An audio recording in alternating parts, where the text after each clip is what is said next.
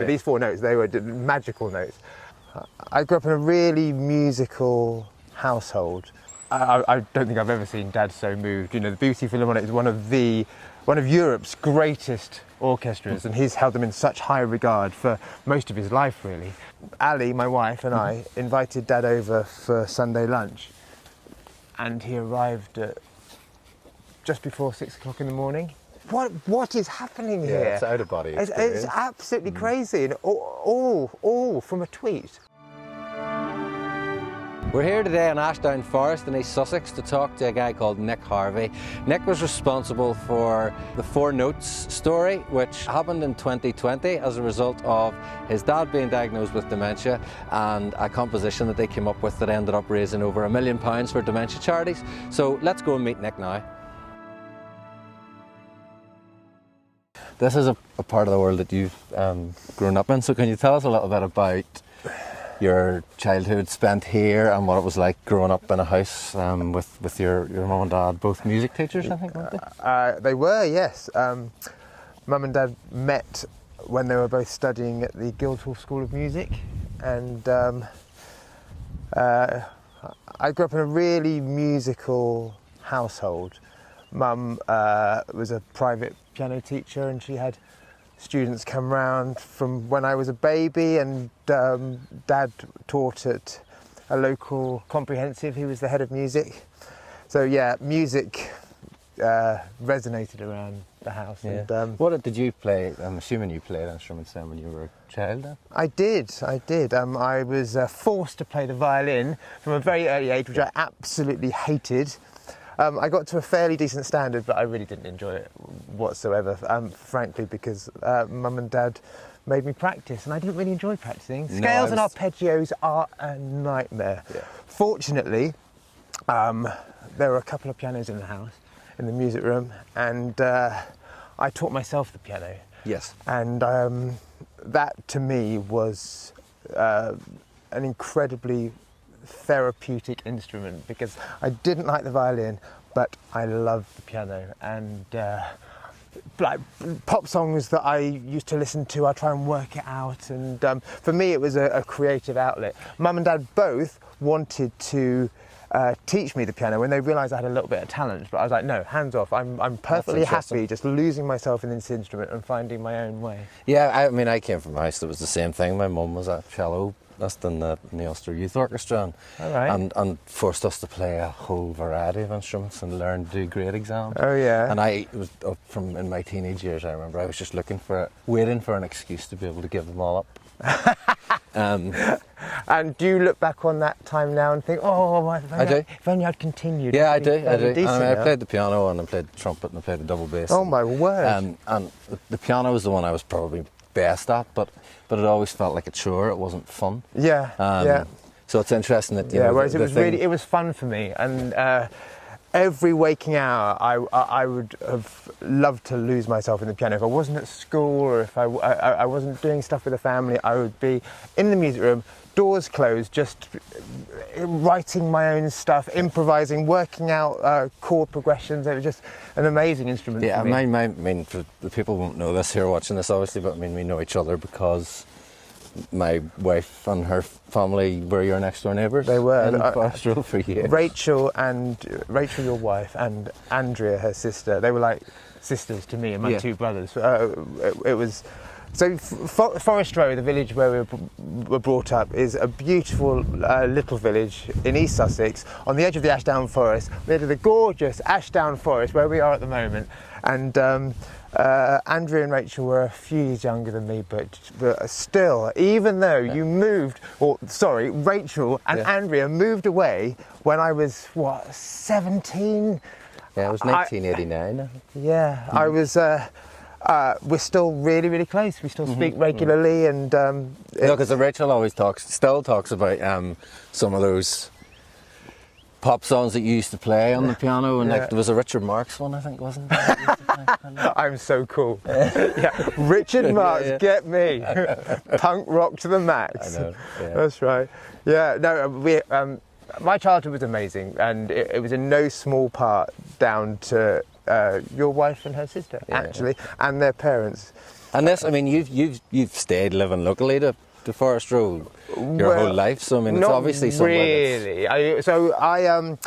I went and did my degree in Devon, and then from Devon I moved to Hong Kong. Lived in Hong Kong for a few years, where I sort of fulfilled a microcosm of all my dreams. Yes. I was a really rubbish kids television presenter. I did some sort of piano keyboard sessions. I wrote music for equally rubbish kickboxing movies, and then I moved back to London and realised that even though I thought I was a big fish in Hong Kong, in London no one really cared, and I found myself living in a bedsit in Balham, eating nothing but cheese toasted sandwiches and wondering what on earth I was doing with my life. Yeah. But then from London, I moved back down here when I had a family, and I realised that the local school in London was one where my son, who was 4 at the time, would probably have been stabbed if we'd have stayed. So here we are. Yeah. No, the Hong Kong thing's interesting actually, because I remember you sent us a CD whenever Reese was very, very young. I mean, Reese is 20 now. But, Scotty and Lulu. Scotty and Lulu. That was it. And I was Lulu. The Poo on My Shoe song still gets Poo on my shoe, what can I do? There's poo on my shoe, what can I do? Ah, classic. I tell you what, that just needs a big jungle remix. And yeah. An EDM track. Mm-hmm. No, because that, don't take this the wrong way, Nick, but that sort of juvenile behaviour has been a recurring theme. And we'll probably get on to some of that later. Me? Oh no, I'm incredibly mature. What are you talking about? Yeah, no, you're right. So I loved my time in Hong Kong because it enabled me to explore lots of different facets of who I was about, really. From the musical side, from writing the music, but also the performance side. Yes. And when I came back to London and realised that I just needed to focus on what I was best at, and I think that's probably music. Unfortunately, the performance side of it had to be put to one side, which is why I fell in love with Twitter, because Twitter became my stage. Yes. And even though the audience was virtual, I could still feed off it, and that's, I guess, why we're here today. Yeah. Really. No, I mean, because that's where I first came across your stuff, to be honest, and it's unusual in the sense that we have a visitor. Look, there's a deer running towards us. Oh my word! Check this out. Welcome to the Ashdown Forest. I know. There you go. Yeah, so because the Twitter one's unusual, because you don't often hear of people who have managed to build up an audiences or get that level of engagement on Twitter. You know, it's usually the Instagrams and the Facebooks and more recently the TikTok stuff. Stuff. So why was it you felt Twitter was the best place for you to be? Well, I joined Twitter probably more than 10 years ago, and at the time it was a pretty kind of happening new social media website, and initially I went to connect with other composers and other musicians. Right. And I found in the early years that there was a really great community of like-minded creative people who I subsequently became friends with, and many of whom I'm still friends with now, and I have working relationships with them too. But then I realised it was also a good place to show off. Right. And being a big fucking show-off that I am. Rachel's dad still says that to this day. Anytime you're mentioned in conversation, it's like it's just a show-off. Such a show-off. Well, it's true. I mean, I'm a terrible show-off, but I realised that if I did silly things or made people laugh, then people engaged with me, and totally superficially, I gained some kind of validation because of it. Yeah. You know, the reality was that I was sort of living in a bedsit and had really nothing much to offer in real life, but my persona online, it was like, oh my God! Do you want to see the windmill? The windmill would be If you want to see the windmill, we can cut through to the left at some point. It's not quite so spectacular without the, they're not called sails, what are they called? I have no idea what they're called. Yeah, without those things. But then they're normally at the front. And Yeah. anyway, that's just an interesting, very tall house now, isn't it? Okay. Cylindrical house. Yeah. Let's carry on. Get him to the piano, and within minutes, his back, it's like a light bulb has been switched on in his head. And then the following day, Dad made Holly Willoughby cry by improvising another piece of music on This Morning. What? What is happening? This is crazy. Okay, so the whole point of us having this chat today is to talk about how the whole Four Notes story developed, Nick. But if you could take us back to, obviously none of that happens without your dad being diagnosed with dementia. So can you take us back to whenever that diagnosis was revealed and how and the impact that sort of had on you and your brothers and your mum and stuff? Okay, so for the past 10 years or so, Dad has been complaining about memory loss and confusion, and we didn't really think anything of it because it's just, getting old. That's what happens. Until possibly 4-5 years ago, Ali, my wife, and I invited Dad over for Sunday lunch, and he arrived at just before 6 o'clock in the morning. Ding dong! It's like, Dad, what are you doing here? And he said, I'm here for lunch. Is it ready? And that's when we realised that something was awry, and it was really worrying because we knew that something wasn't right then. And a couple of months later, Dad had a fall at home. He lives on his own in sheltered accommodation. He had a fall, and he was admitted to hospital with various physical ailments stemming from the fall. And when he was in hospital, he went downhill cognitively rapidly, like within hours. It was almost like he was a toddler. He was crying the whole time. He was so confused. He just didn't know where he was. And I've learnt subsequently that if you have dementia and your routine is taken away from you, everything crumbles. And that's what happened with Dad in hospital. After he was discharged, soon after he was discharged, he was in hospital for about 12 weeks all in all, he was diagnosed with dementia. And actually it was a blessing in disguise, because at least we knew what was wrong and we could put plans in place to help him.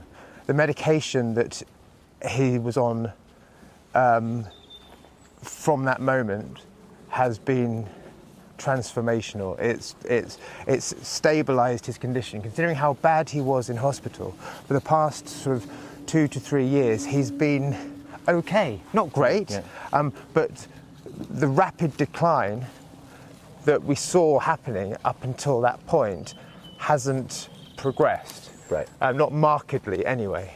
Okay. Dad, leading up to Four Notes, Dad had good days and bad days, and still does. But what we found is that getting him to sit at the piano and just play had an incredibly therapeutic effect on him. It was there might be moments where he'd be either crying or sitting on his chair watching TV and just totally lost to the world, like not really with us. But get him to the piano and within minutes, his back, it's like a light bulb has been switched on in his head. So on this particular day, he wasn't in a great state at all. So I got him to the piano, and he started playing some classical pieces, but it wasn't really working out for him. His feet were slipping off the pedal, and he was getting really, really frustrated because he couldn't remember the tune. And I remembered an old party trick of Dad's where he would ask people to give him 4 random notes, and he would then improvise a piece based around those 4 notes. And I thought, I wonder if this will help at all. And as I often did, I got my phone out just to record it for posterity, really, because I mean, often I'll record Dad playing because he's such an amazing pianist, and it's just something. So I got the phone out, And I said, Dad, I'm going to give you 4 random notes, and I'd like you to improvise something. Do you remember what the notes were? Oh. Well, actually, I can't. I really, really should do, because they're 4 of the most important notes that have ever come into my life. And I'm a composer, and notes are my life. But these 4 notes, they were magical notes. And I gave him the notes, and he played this most remarkable piece of music. It was just astonishing. I couldn't believe what I was hearing.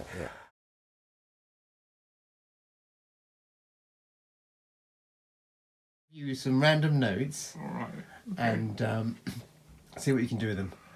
F natural, A, D, B natural. Those are your 4 notes. Do, do, do, do.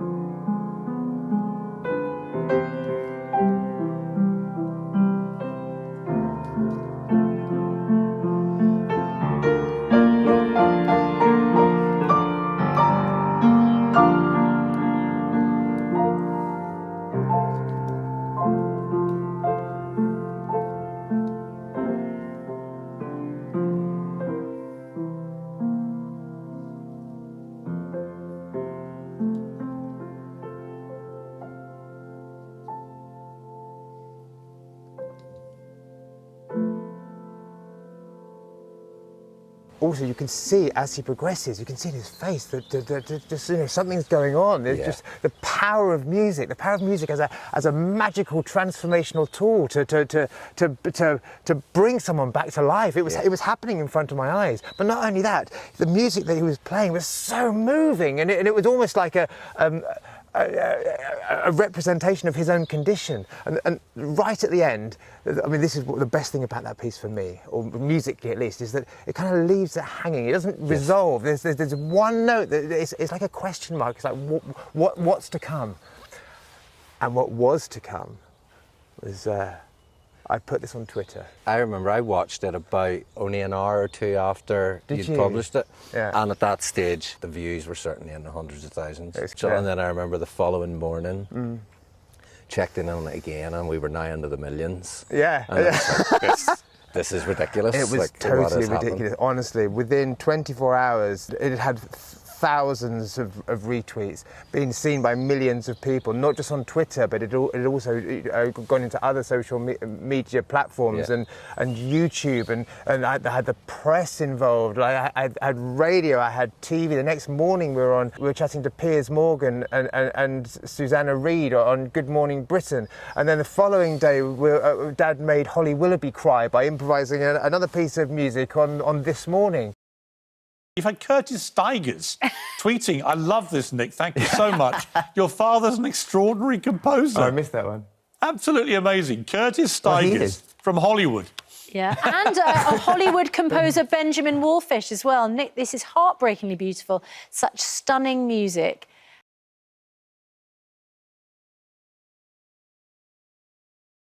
And we wondered if you would be so kind to do it for us this morning. Would you be happy to do that? Be very happy to have a go at it. Yes, no problem. So OK, if let's I give you... say- We're going to give you 4... If I say here the 4 notes, should we see what happens? So if we give you C... Yeah, go on, have... C, D, G and B. C, D, G and B. Yeah, OK.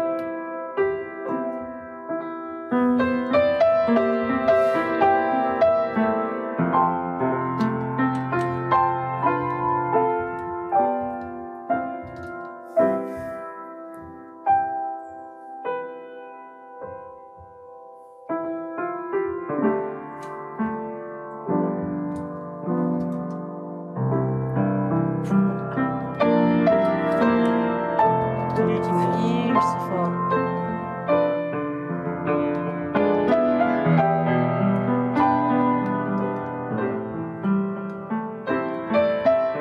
You know what? We don't need to say anything. Just play us out, Paul. Keep playing.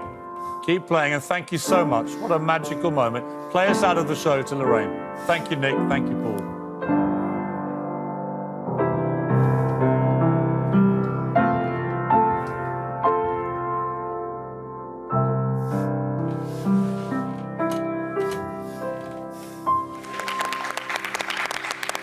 That was absolutely amazing. I'm not quite sure how you follow that, but we'll try.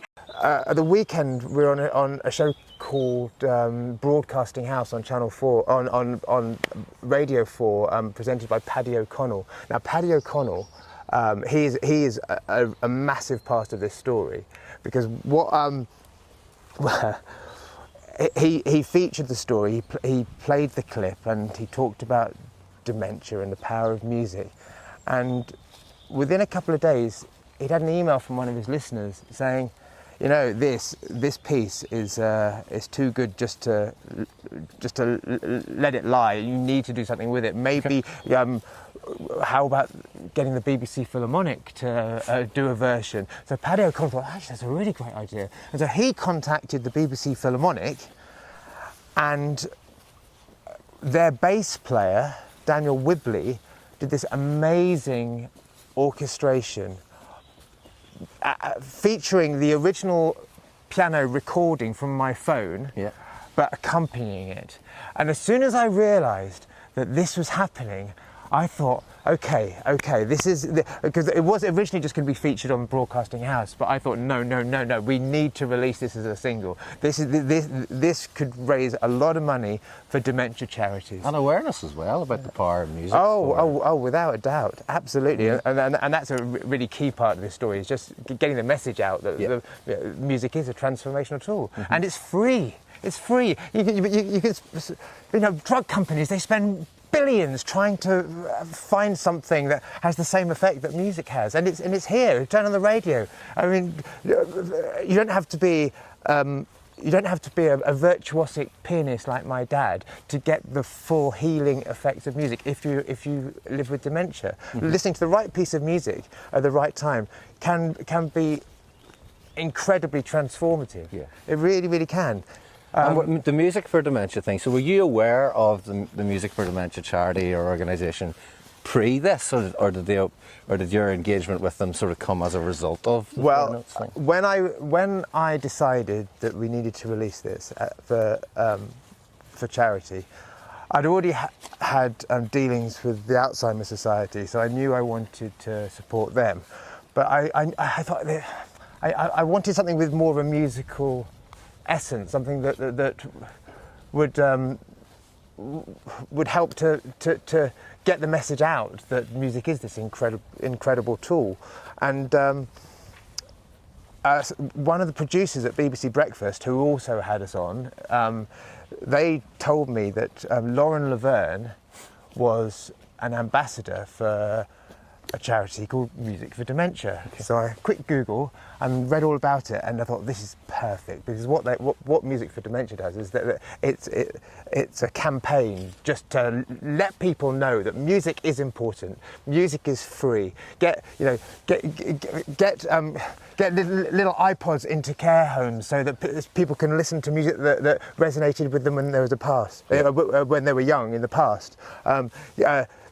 Get music therapists into care homes so they can help people to sing and to play musical instruments, and just to get these amazing things. So I contacted Music for Dementia and said, look, I'm thinking of releasing this. It hadn't even been recorded at this stage, but I just knew I needed to make this happen. I got in touch with them. I said, look, I'm thinking of releasing this as a charity. Would you like to split the proceeds with the Alzheimer's Society? And they went, oh my word, yes, absolutely, incredible. And the campaign director, Grace Meadows, has subsequently become a really, really good friend of mine. And now I actually just had a look at the Music for Dementia thing directly as a result of all of that, and I thought it was fascinating. And the thing that struck me was how obvious it actually is. Yeah. Because even with, leaving aside dementia and the power of that, from when you're driving in your car and you hear a song that reminds you of your childhood, or a holiday that you went on, or just a particular time in your life. It has that ability to just transport you. So it does. So you remember words from songs from 30, 40 years ago, and you're like, how do I still remember the words from all those songs? And the musical part of the brain, this is something that I've learned over the past couple of years. The musical part of the brain is one of the last things to go. So no matter how intense the cognitive decline of someone living with dementia may be, music remains right to the end. And so, a song from the 1940s, 1950s, it'll take them back, it'll bring them out of themselves, it'll bring them back to life. It's really incredible. So talk to us about the actual process of getting that recorded. Then, I mean, how did that all pan out? I heard from Paddy O'Connell that the BBC Philharmonic had given the thumbs up to the recording, and that it was going to be all done and dusted in a few weeks. That's when I set in motion the charity feelers, if you like, and I got in touch with my publisher. I'm a composer, I write music for TV and film, and I got in touch with my publisher and I said, look, would you be willing to help me out on this? We're not taking any of the proceeds, it's completely for charity, but I need someone that knows how music publishing works in order to, get it on all the streaming services. And she, Anne Miller, was absolutely amazing. I would not have been able to do this without her. A few weeks later, it was the big reveal of 4 Notes featuring the BBC Philharmonic, and it was played on Broadcasting House on Radio 4, and Dad and I listened to it together and were interviewed afterwards on the radio show, and it was the most amazingly beautiful, moving piece of music, absolutely incredible. BBC Breakfast then played it the following morning and did a feature about it, and set in motion the release of it. Yep. Now, we had an official release date, but it was accidentally released onto the streaming services early. And I noticed within a few days, even though it hadn't been officially released and no one knew that it was on the streaming services, I noticed that it was starting to climb up the Amazon and the iTunes sales charts. It's like, hang on a minute, this is crazy. I didn't even know it had been released. It hasn't even officially been released, but it's somehow found its way on there. And I got in touch with that and said, wow, what's going on? This is crazy. It's out there, but it's starting to chart, and it's not even officially released yet. We haven't even announced it. Everyone's expecting it to be released in a couple of weeks. And she went, oh God, oh no, And so then I realised that I just had to get an announcement out there saying it's out there. Just fill your boots. And I'd started a thread, right, on when all this stuff kicked off on Twitter. From the original video, I started a thread of everything that came to pass, from all all the TV appearances, the radio stuff, the newspapers. It's a really interesting chronological timeline of just what went on. And so as part of this thread, I was like, right, it's released. Ali, my wife, designed the cover. She did the album art and the single artwork, and it was, it was a real cottage industry thing. Yeah. Within 2 weeks, it was #1 on the iTunes sales chart, #1 on the Amazon sales chart, and it stayed at #1 for about 4 or 5 weeks. 3 weeks later, it got into the top 40, and I could not believe it. My dad, an 80-year-old living with dementia, was a blooming pop star. What is happening? This is crazy. And obviously all this money is being generated from the sales and from the streaming. And then the icing on the cake, which is absolutely ridiculous, was that a philanthropist, Sir Tom Hunter, saw one of the interviews that Dad and I had on BBC Breakfast, and was so moved by not only the music but also the relationship that Dad and I had, that he decided to donate £1 million to be split between the Alzheimer's Society and Music for Dementia. In a time where people are searching for good news, you lit up the screen with, first of all, the relationship between the father and the son, and then the relationship with music. So my wife Marion and I would like to help you by donating £1 million from the Hunter Foundation to help put a light into trying to release people from Alzheimer's. We really believe music is a key. We really believe you're onto something, and we really want to help. Wow. So in a time when we're all searching, in this confusing time, some things never change. And the things that never change are a father's love for his son and a son's love for his father. Oh, thank you. So please, take good care. I will. Thank you so much. Wow. I don't know what to say. Thank you. Amazing. What a team, eh, Dad? You and me. Take on the world. That is fantastic. It really is. Yes. Oh dear. I didn't think I could be moved much more now, but I can't. Should we split that between the two charities? No. Oh, yes. I thought you were going to say split it between you and me.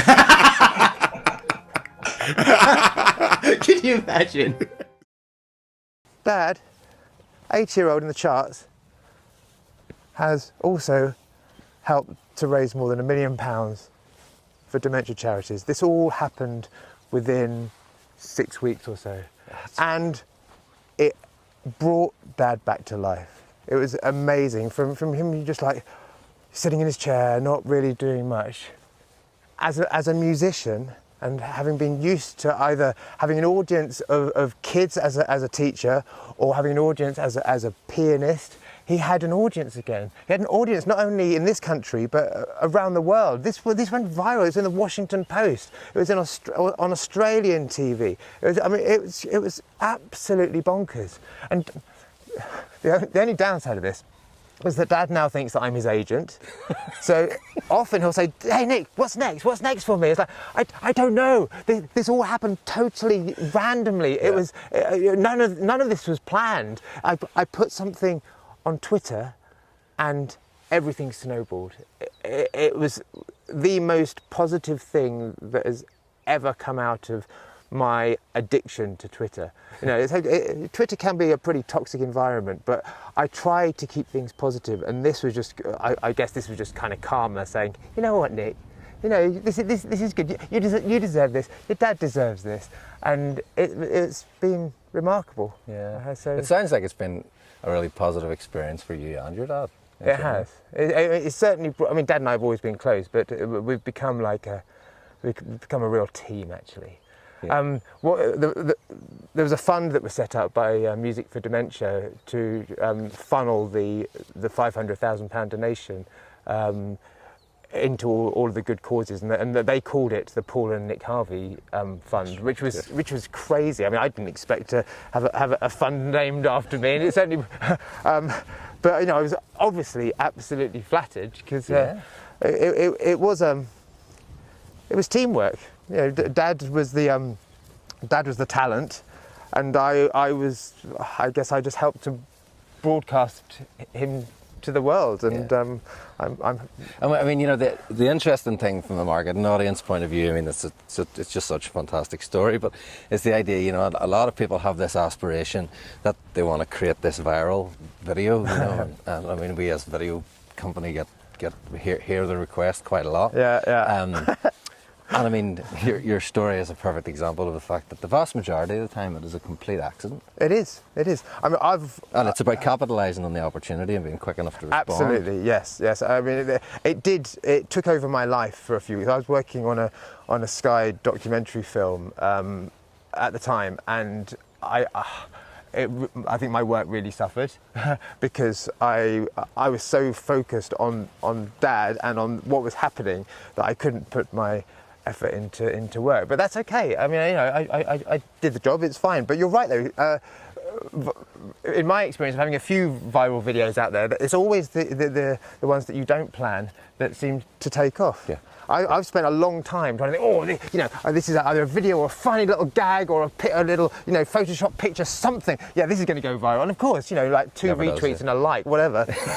and other things like Dad's story, or there's a silly Donald Trump song that I wrote just before taking my boys to school. I was just out of the, I was just leaving the house, and I suddenly saw this clip of Donald Trump dancing and clapping, and I thought, hang on, I'll take about 5 minutes of this. So I went up to my studio and just wrote a little song to accompany it, and that's another one that's been seen millions of times. Yeah, I saw it. I won't say what I sing because it's not particularly flattering, but yeah. But a lot of people, like, obviously agreed with your sentiment. Yeah, weird that, because I mean, it's not like it's a divisive figure at all, is it? No. I mean, just to wrap up on the 4 notes thing, I suppose, I mean, how's your dad doing now? He's okay. He's all right. He's just waiting for his agent to get him something. It's, you know, Dad has carers coming 4 times a day, and I see him regularly too, and Tom, who you know, my younger brother, he lives nearby as well, so he's got a good support network around him. His memory certainly isn't getting any better, but it's also not as bad as I thought it would have been at this stage. Okay. So, you know, small blessings, and he's still playing the piano occasionally, and I wish he played more, but yeah, music is an important part of his life still, and that's great. So you mentioned about your dad achieving pop star status by getting into the top 40. Yeah. There was a particular inclusion of 4 notes that sort of achieved peak pop star. Absolutely. Yeah. Well, this was epic. I heard from my publisher before it was released that Dad was going to be on one of the Now That's What I Call Music CDs underneath Kylie Minogue. I mean, who wouldn't want to be underneath Kylie Minogue? Come on, let's be honest here. And it was the Christmas release as well. So that was the December 2020. Now That's What I Call Music 5,672 whatever had Dad on it, which is kind of crazy. It is, yeah. A couple of months after that, Dad was invited by the BBC Philharmonic to conduct them playing 4 notes up in Manchester, and obviously Dad was the original pianist, so who's going to play the actual 4 notes tune? Ha me! So this is like an out-of-body experience.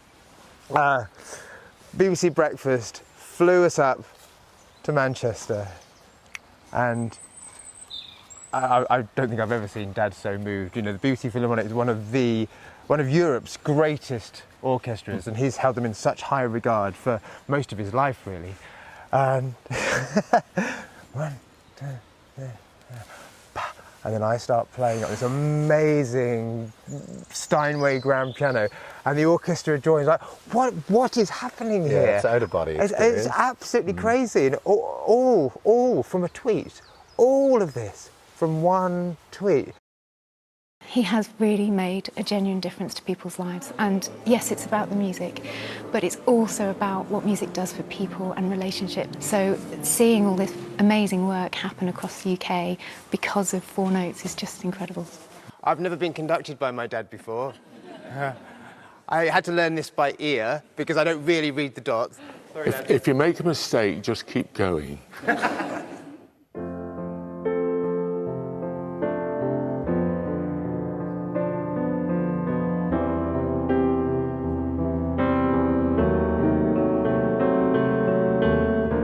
Time for one final treat. With his son Nick at the piano, Paul fulfills a lifetime ambition to conduct one of the country's premier orchestras.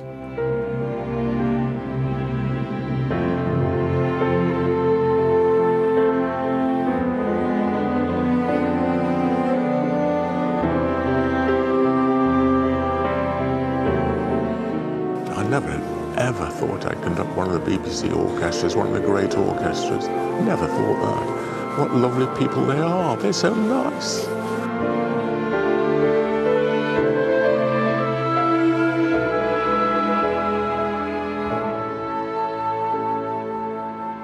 Music's a wonderful thing. It brings memories alive.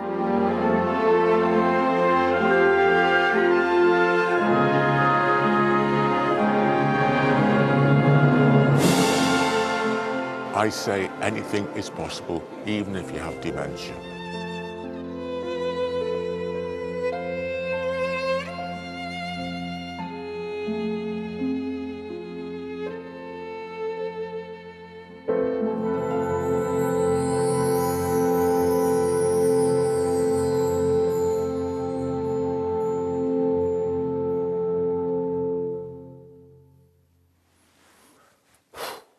Well done. Thank you very much. I wasn't bad.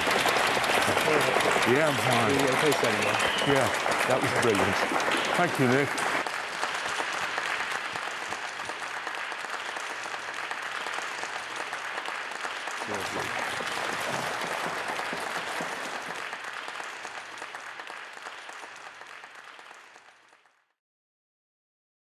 One thing that I haven't mentioned, which may or may not be of interest, but so Twitter has a 2-minute 20 video limit, or it did at the time, right? If Dad's improvisation, and it could have gone on for 5 minutes, it could have been 10, it could have been like 10 seconds, whatever. If it had gone on any more than 2 minutes 20, then I wouldn't have been able to feature the whole thing on Twitter. Dad's original improvisation was 2 minutes 17 with a lovely tail, and it's like, oh, what? I mean, the stars were aligned. Yeah. No, that's... So it was a hell of a story. This has the potential to go all sorts of wrong, hasn't it? You never get after me? I don't know. Here we go! Woohoo! Woo! Straight! Oh, go! Fun! Peter, you're good. Oh, for God's sake, you're actually going to make me do that, aren't you? I don't know whether I should be doing this. You can do it, you can do it, come on! Oh! Don't let go. You got it! Right. Very good.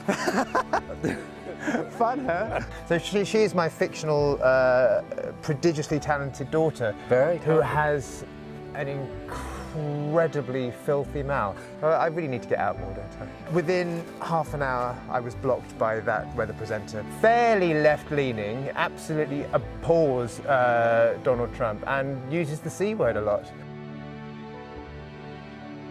So it's not all serious stuff. You've touched on that before with the way you approach social media, Nick. So your Twitter bio says Baskerville's dad, Paul's son, the Embers accompanist. Exactly. Okay, so we've covered off the Paul's son bit. Yeah. Can you tell us a little bit about Baskerville and where? Well, so Baskerville is my fictional I know up until now you didn't think that she was No, fictional. I was You hoping I genuinely would believed meet it. So she is my fictional, prodigiously talented daughter, Very who talented. has an incredibly filthy mouth. She basically says the things that I can't say, so I just make up stories about Baskerville, who's a chess genius, by the way, and she got her degree when she was probably about 9 months old. I mean, she's amazing. I mean, she's very politically astute and fairly left-leaning, absolutely abhors Donald Trump and uses the C word a lot. So that's Baskerville. Ember, I am Ember's accompanist. Now, Ember is my dog. She's not here today because she's a little bit poorly. But of all the dogs that I could have, I have a singing dog. And for a musician to have a singing dog, and especially a musician who's as much of a show-off as I am, it's like the fact that my dog sings is just amazing. So whenever she hears either a mouth organ or a melodica, which is like a little keyboard that you blow into, she starts howling. And she howls in the most tuneful way. So often I will post videos of Ember and I duetting together, and they tend to go down pretty well, because who doesn't love a singing dog? Who doesn't love a singing dog? I mean, I'm always every time I see the Baskerville posts, the first thing I go for are the replies. Yeah. Just to see how many people are being hoodwinked by her. Aware of the fact that Baskerville is a fictional creation. Yeah, people are quite stupid, aren't they? Talking about stupidity, another thing that people don't realise is that Crowborough, and we're in sort of the Crowborough area here, Crowborough has become world famous now, thanks to my Twitter feed, for its indigenous giraffe population. Yes. And a lot of people are hoodwinked by that as well. Some fairly high-profile news organisations. Exactly. Yeah. I mean, that was a good one. So recently, was it a storm? No, it was a moon, like a wolf moon or something, one of the crazy moons that we have once in a while. No, it wasn't. It was the aurora. It was the aurora. That's what it was. Everyone was talking about the aurora, how you could see it in certain parts of Britain, and I happened to take a picture of the aurora, amazing aurora in Crowborough, East Sussex, with one of the giraffes in shot. Now, of course, I didn't really take the picture. I found this amazing image on Google and then photoshopped a giraffe silhouette in the bottom corner.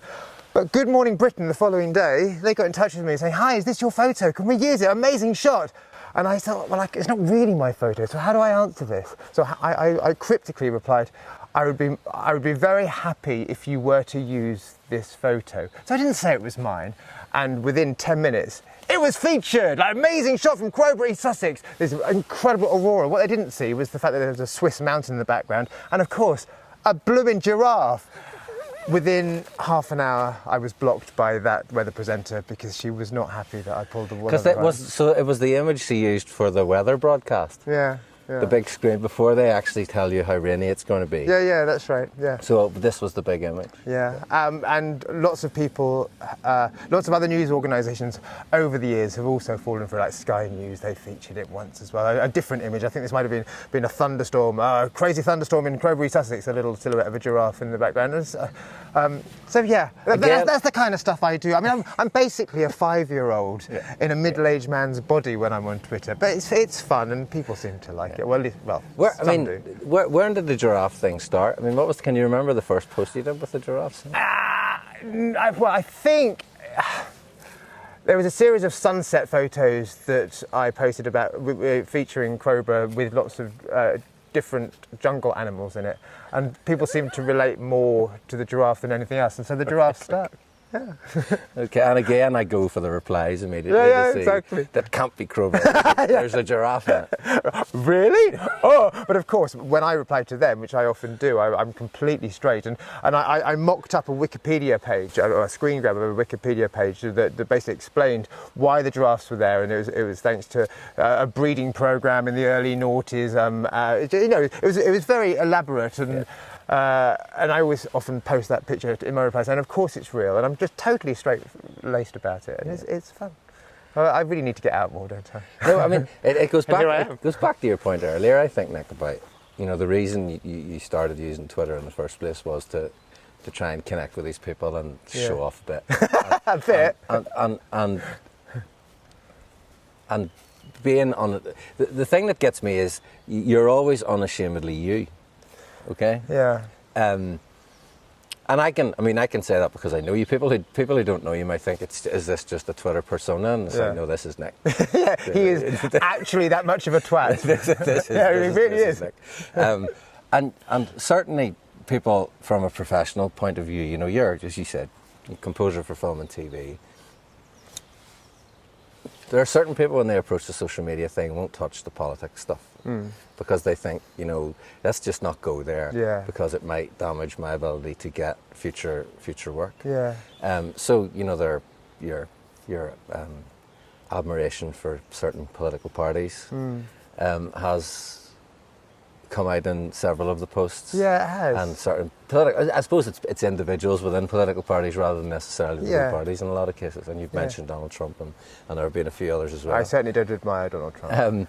There would be people who would be very nervous about doing that because they think it would damage their potential to go and get further work in their professional career. Yeah. Was that something that ever crossed your mind, or No, for you are the two things completely separate? Not at all. It's part of who I am, and I'm sure that there are probably people out there who, if they'd have read those posts and had a view to maybe employ me, they might have not done so if they didn't have the same political allegiance that I did. But I'm fairly confident in myself and with the clients that I already have that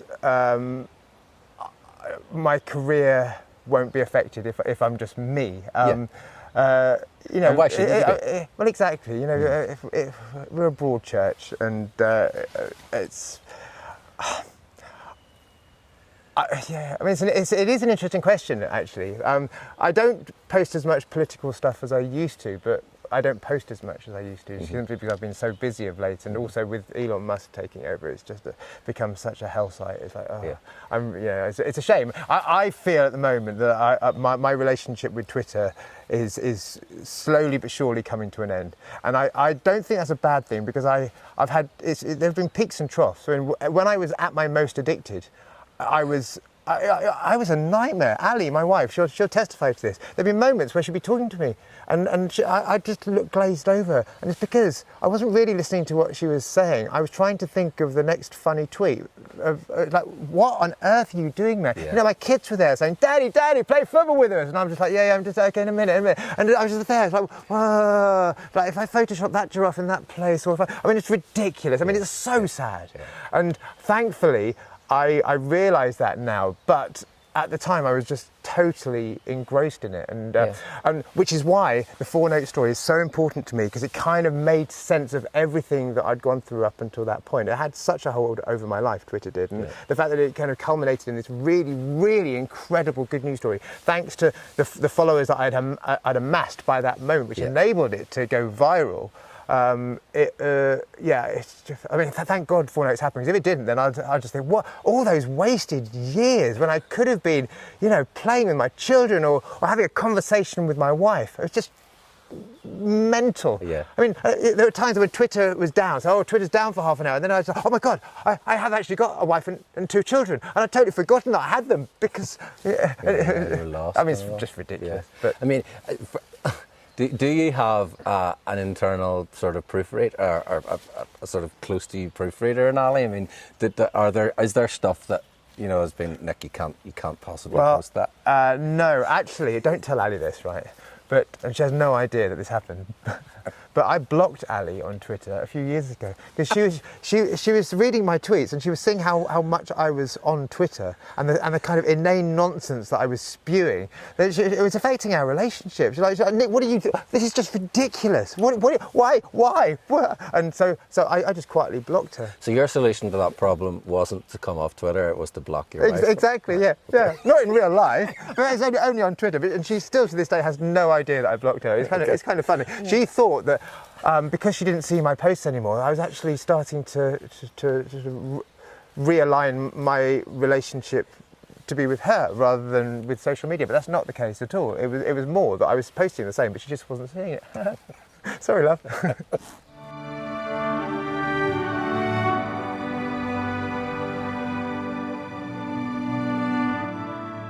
You mentioned earlier, Nick, how obsessed you've become with thinking about the next tweet and things, and it got me thinking that whole idea of becoming addicted to social media is obviously a problem. I mean, I have teenage children, as do you. And pre-COVID, I suppose I was very... My kids would have said I was very strict about their use of social media. I don't think it was, but just even in terms of trying to restrict the time that they spent on it.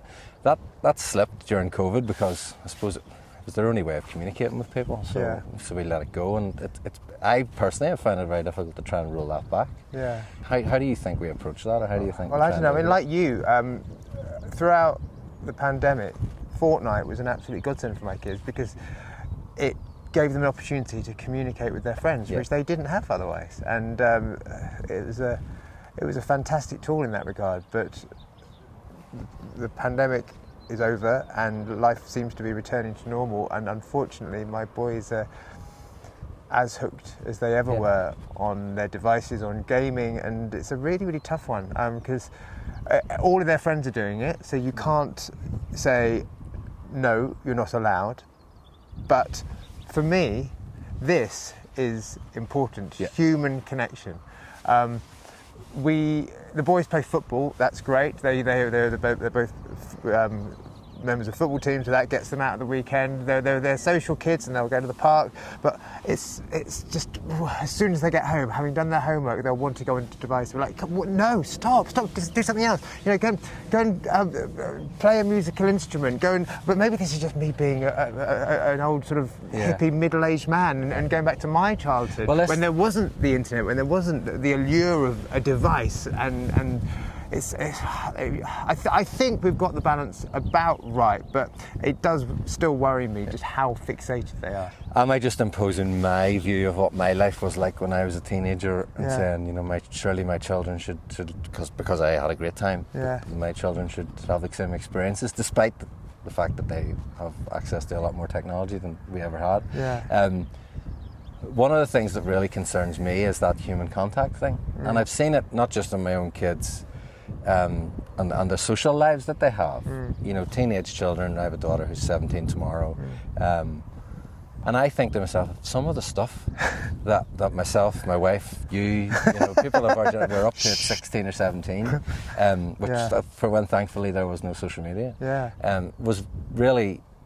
It was there were life lessons in there. Of course, absolutely. That I can't help feeling that people are missing out on. And if you're stuck in your bedroom just staring at something that's the size of your hand for hours on end, you don't have those life lessons. I can't help feeling that that's a consequence of too much time on devices. Yeah, they speak in emojis.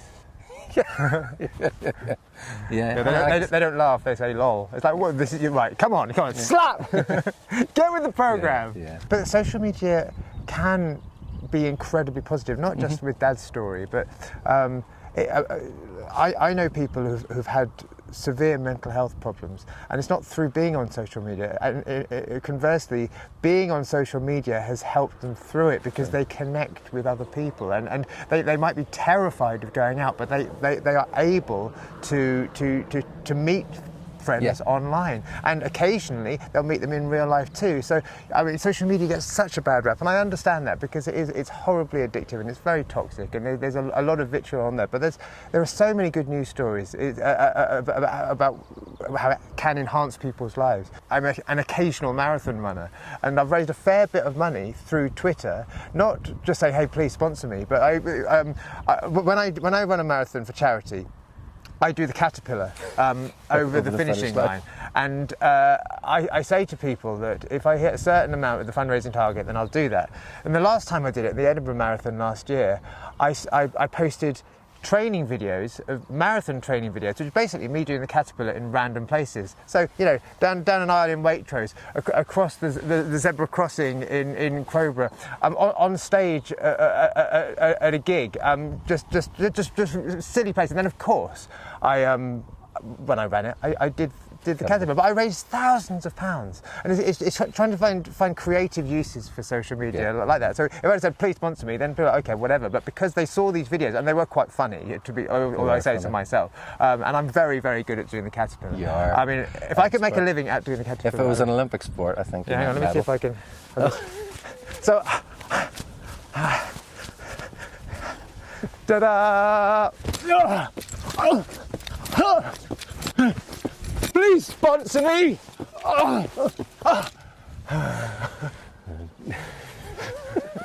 On that note, I think that is a good point to wrap it all up.